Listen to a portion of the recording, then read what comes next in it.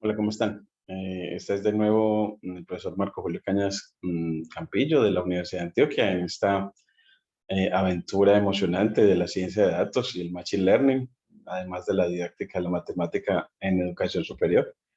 Y hoy quiero presentarles algunos tipos de sistemas de Machine Learning, según la presentación de Aurelia Enguerón en su libro Manos a la obra al Machine Learning a través de Skillr, TensorFlow, Keras, en la que presenta conceptos, herramientas y cómo construir pues sistemas de aprendizaje autónomos.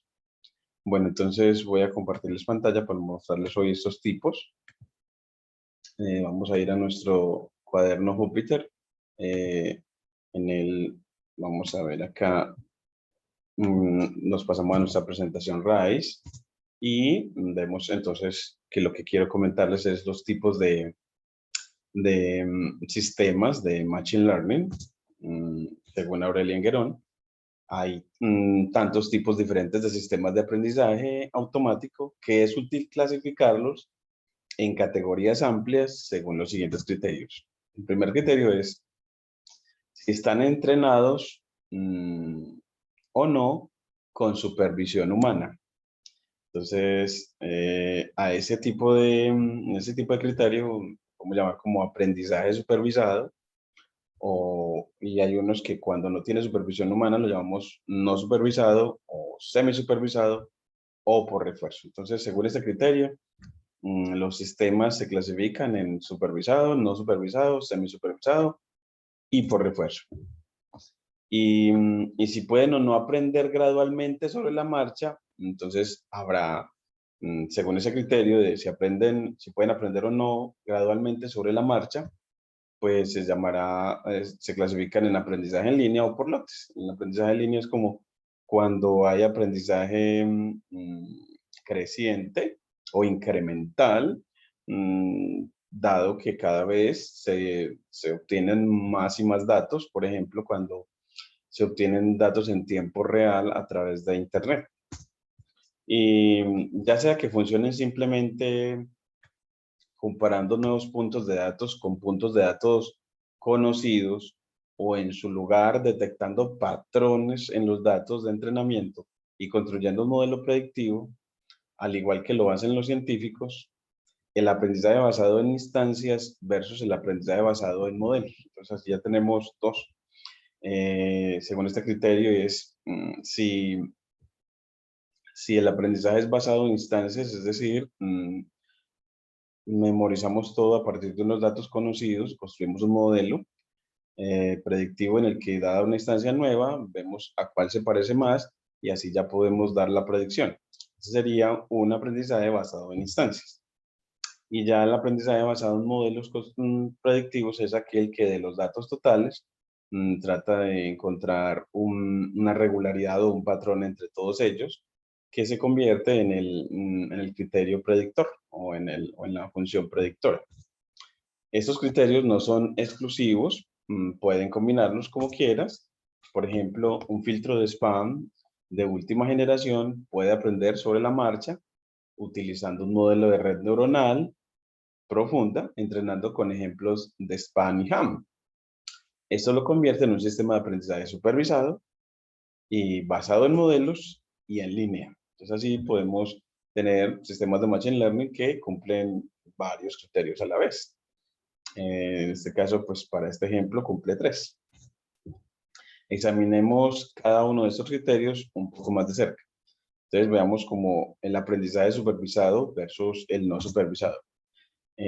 Los sistemas de aprendizaje automático se pueden clasificar según la cantidad y el tipo de supervisión que reciban durante el entrenamiento. Hay 4 categorías principales. El aprendizaje supervisado, el aprendizaje no supervisado, el aprendizaje semisupervisado y el aprendizaje reforzado. En el supervisado, pues el aprendizaje, pues en el aprendizaje supervisado, pues el conjunto de entrenamiento que alimenta el algoritmo incluye las soluciones deseadas, llamadas etiquetas. Así como en este gráfico, tenemos el conjunto de entrenamiento, que es todo lo que tenemos dentro de este paralelogramo, en el que tenemos las instancias, que son como los correos de Internet, y la etiqueta es si es o no un spam. Entonces, el chulo, por ejemplo, nos indica es como, esa etiqueta nos indica que este correo es un ham, es decir, un correo deseado, mientras que este de prohibición nos dice, este correo, esta instancia tiene etiqueta o variable de salida o valor de salida de ser un correo no deseado o spam. Y así para todos los demás. De tal manera que entonces el modelo entrena con el conjunto de las instancias y sus etiquetas asociadas para que cuando se entregue una nueva instancia se trate de deducir em, esta etiqueta que no conoceríamos. Esa es la que queremos predecir. Entonces, así, esa es como una manera de ver un ejemplo de un aprendizaje supervisado. Ahora, una tarea típica de aprendizaje supervisado es la clasificación. El filtro de spam es un buen ejemplo de esto. Está entrenado con muchos errores, correos electrónicos de ejemplo junto con su clase, es decir, o pertenecen a la clase spam o correo no deseado, o pertenecen a la clase ham, correo deseado. Y debe aprender a clasificar nuevos correos electrónicos, dependiendo de las características o atributos del nuevo correo, llevarlo o clasificarlo entre spam o ham.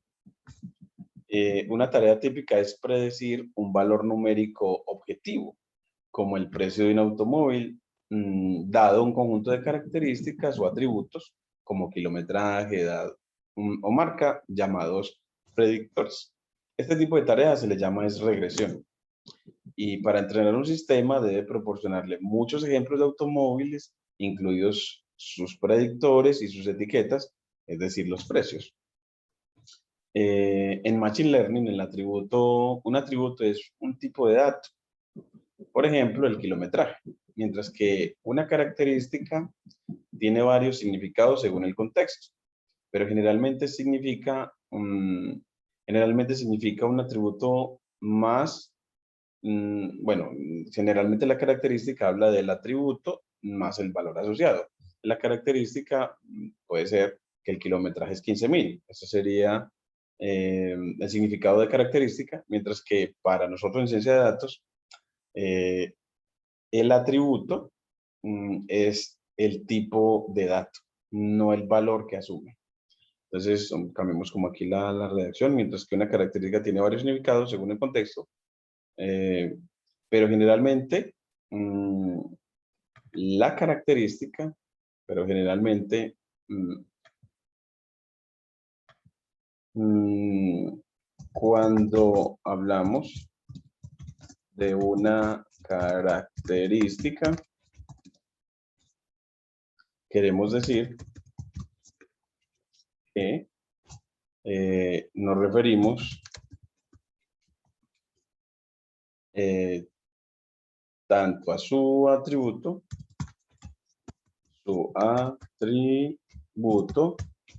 como a su valor asociado.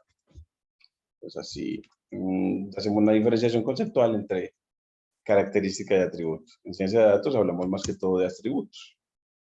Bueno, aquí lo vamos a resaltar. Aquí el atributo y ya aquí la característica. Bueno, entonces, mucha gente usa las palabras atributo, attribute, y característica, feature, indistintamente. Pues aquí para nosotros va a significar lo mismo, atributo o feature. Tenga en cuenta que algunos algoritmos de regresión también se pueden utilizar para la clasificación y viceversa. Por ejemplo, la regresión logística se usa comúnmente para clasificar, ya que la regresión logística puede generar un valor que corresponde a la probabilidad de pertenecer a una clase determinada. Por ejemplo, nos puede dar la probabilidad de que un correo tenga un 20% de probabilidad de ser un spam. Y eso nos permite ya poder tomar la decisión de ese correo a qué clase pertenece, a la clase jam o a la clase spam.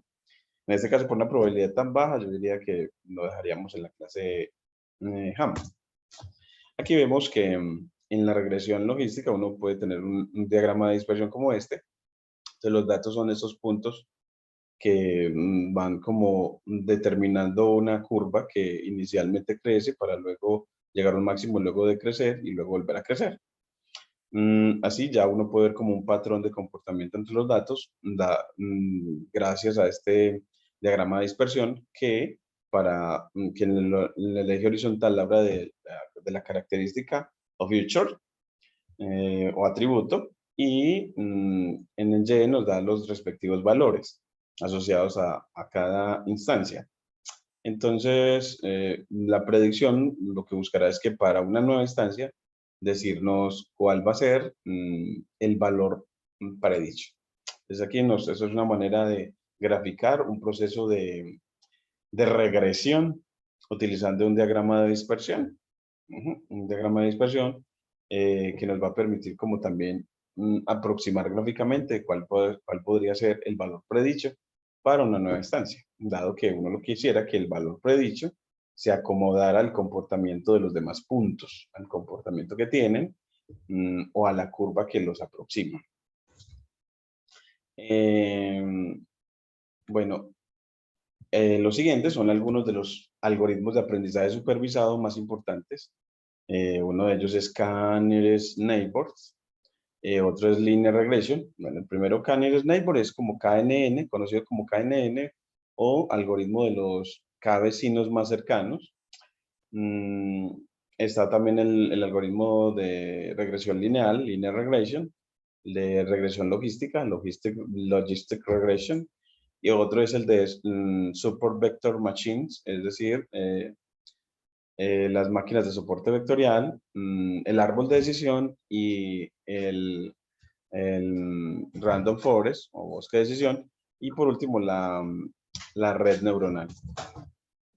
Ya en el próximo video les voy a hablar sobre los demás sistemas, entre ellos seguiremos con el aprendizaje no supervisado, en el que tendremos pues que en él ya no tenemos etiquetas y hay que adivinar cómo se configuran los datos para formar, por ejemplo, clases. Les vamos a ver esa parte. No olviden pues suscribirse a mi canal para seguir adelante en ese aprendizaje de la ciencia de datos. Muchísimas gracias.